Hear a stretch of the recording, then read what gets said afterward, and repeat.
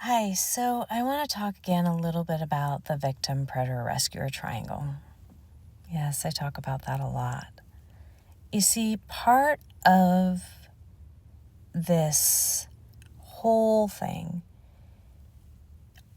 narratives, all these things are interconnected. You see, we are always learning how to either participate with that triangle or not. We're always learning how to let go of things that either serve us or don't serve us.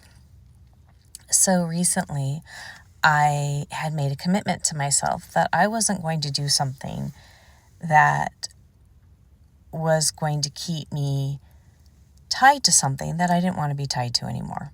I just made a commitment to that. And so something came into my life that said, we're going to try and keep you at that promise. We're going to test your promise to yourself. So are you going to keep that promise to yourself? Or are you going to go with this tasty little morsel and do something and go back on what you promised to yourself? You see, there's promises, commitments, vows, all those kinds of things. I actually have a training on that explains the difference, that how they work, because you have to have emotion to really stick with things. And this little tasty morsel, it kind of looked good. But really, in reality, it wasn't. Because what it would have done is it would have blocked me from what I really wanted. And then I would have gone into the triangle. I would have gone and played with a predator that was really trying to keep themselves a victim and was trying to get people to rescue them. And I would have become the rescuer. But if I would have done things wrong, then I would have been the predator, but been victimized at the same time.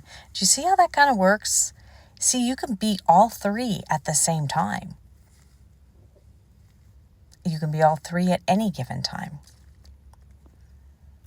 And it would have played into the narratives that are already out there.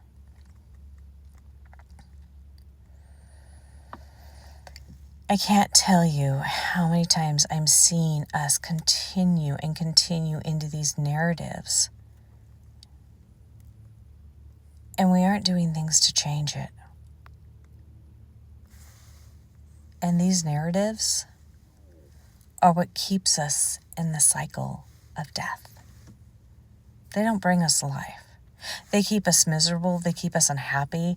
They keep us trapped.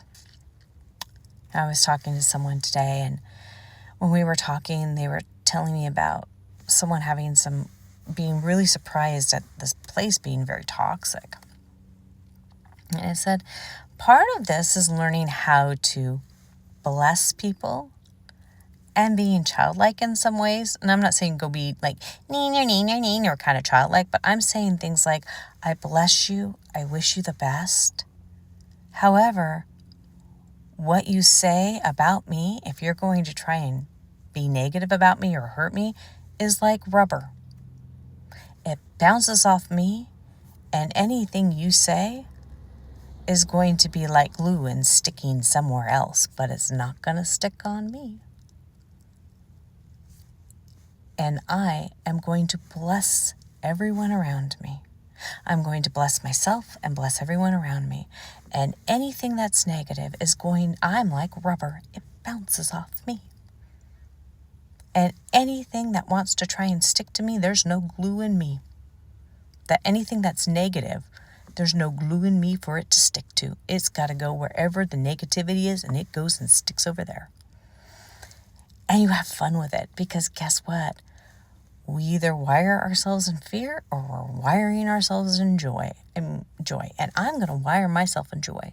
And if being childlike and having a little fun is going to help me remember that and playing, then that's what I'm going to do. And I want to remind you of all of that. See, we have a lot of negative going on in our world, but it's because we've been participating with it. It's getting ourselves away from that.